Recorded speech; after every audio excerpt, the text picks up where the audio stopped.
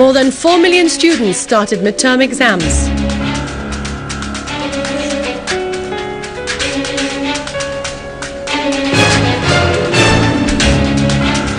Syrian Arab army units eliminated a number of terrorists, most of them non-Syrians.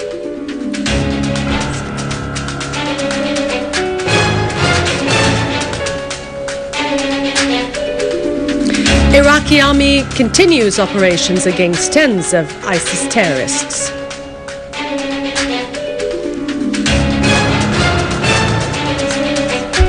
French journalist Jean-Pierre Perrin revealed that 1,000 French fighters joined terrorists in Syria as Turkish authorities turned a blind eye to their infiltration.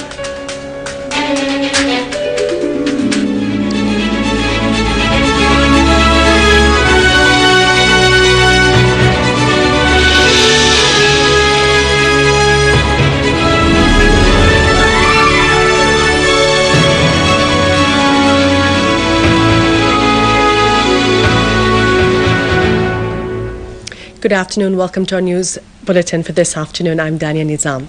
Midterm examinations for the elementary, preparatory and secondary schools started today in all the Syrian schools. Education Minister Hazwan Al-Waz asserted that more than 4 million students started to take their midterm exams in all the governorates.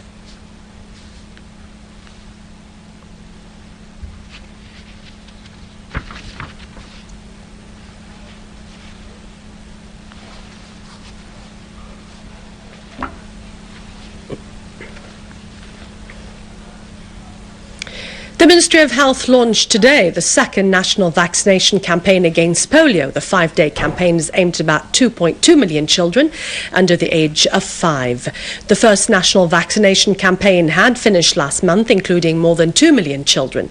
The campaign was in cooperation with the Syrian Arab Red Crescent and the non-governmental organizations.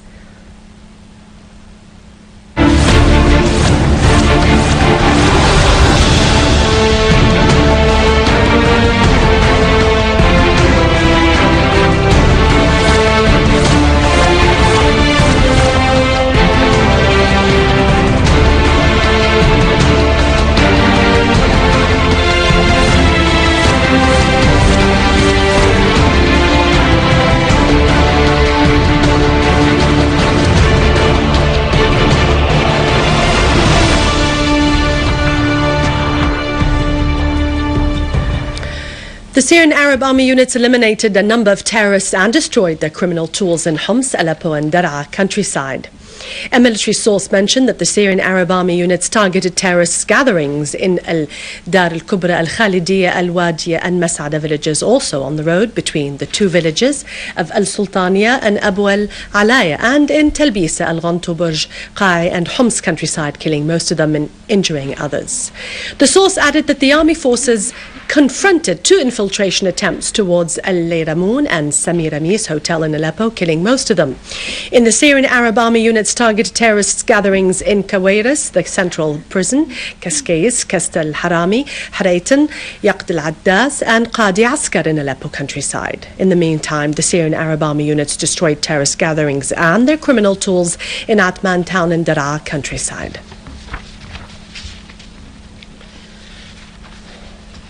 In Iraq, tens of Iraqi families left their houses in Al-Anbar town to western Anbar and to Karbala suburbs, fleeing the terrorist group's attempt to use them as human shields.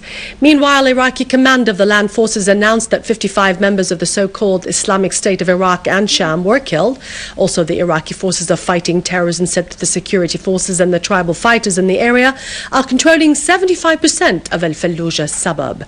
The Iraqi forces and the tribals in the area besieged in Ramadi and Al-Fallujah hundreds of terrorists that belong to Al-Qaeda, preventing them from controlling the two cities.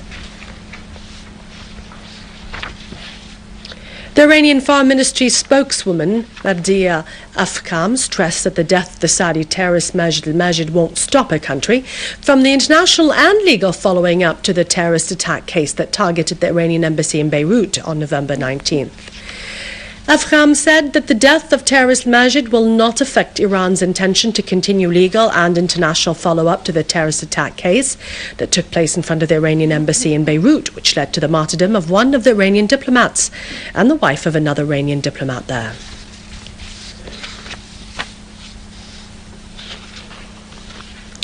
In an article published in the Libération newspaper, the French journalist Jean-Pierre Perab revealed that 1,000 French fighters have joined the most extreme terrorists in Syria as the Turkish authorities turned a blind eye to those who cross its territory. Keeping in line with the policy of the ruling Justice and Development Party by supporting the terrorists in Syria, the Turkish authorities, according to Hurriyet newspaper, have dismissed some police officers from their duties after they stopped a truck loaded with arms that were intended to be smuggled to Syria from the town of Krekan, pointing out that the truck was travelling along with elements from the Turkish National Intelligence, who tried to prevent the truck's inspection under the pretext that it contained state secrets. In turn, some sources told the newspaper that the Humanitarian Relief Commission, along with the human rights organizations, have been carrying weapons to Syria under the cover of humanitarian aid and by the help of some charity organizations. Also, Erdogan's government tended to form some armed groups, training them at the hands of the Turkish National Intelligence in order to fight in Syria. The sources asserted that those armed groups are financed by the Turkish government. Meanwhile, leader of the Turkish Republican People's Party, Kemal Kılıçdaroğlu, was quoted by the Cumhuriyet newspaper saying that Erdogan's government is interfering in Syria's internal affairs, providing al-Nusra with arms and practicing a policy of double standards. Kılıçdaroğlu posed the question that if preventing the inspection of the truck, which had been seized on the Syrian borders 3 days ago, was considered as a secret of the Turkish state, then was Bilal Erdogan also considered a secret of the state? Again, the Turkish website T24 published an article by the writer Erkan Babahan saying that seizing shipments of weapons which were intended to be smuggled from Turkey to Syria is evidence on the support provided by Erdogan's government to Al-Qaeda under the cover of humanitarian aid.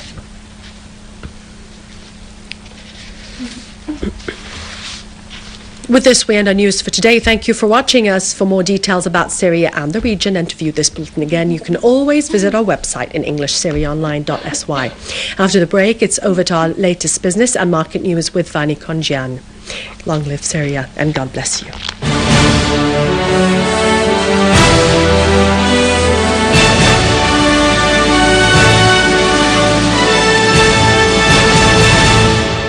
Good afternoon.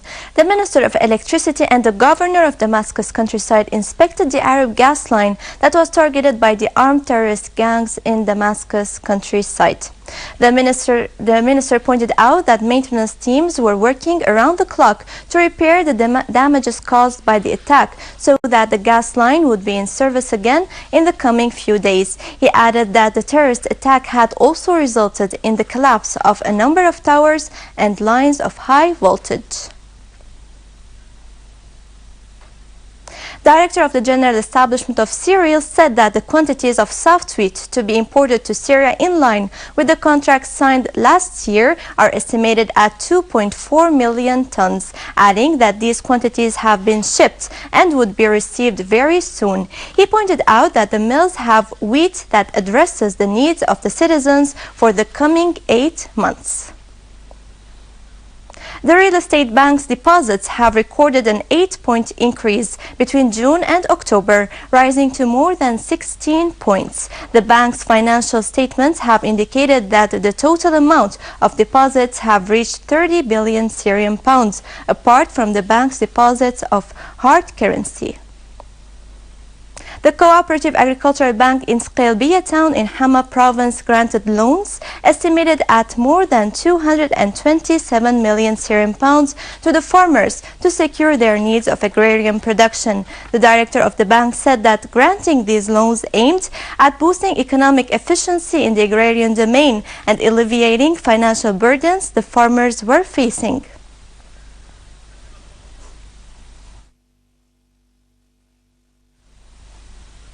The sales of the general establishment of external trade reached about 62 million Syrian pounds. The director of the sales center pointed out that the majority of the sold goods were medicines, with more than 59 million Syrian pounds, and the tires estimated at 2 million Syrian pounds.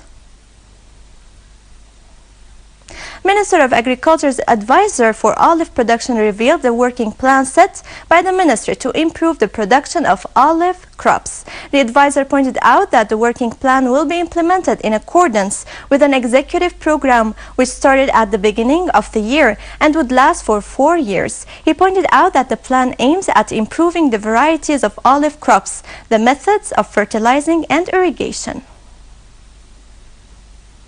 The total volume of last year's dealings at the Damascus Securities Exchange were estimated at 2,240 billion Syrian pounds. On the other hand, the value of the indicator rose with 479.89 points, closing with 1,249 points by the end of last year.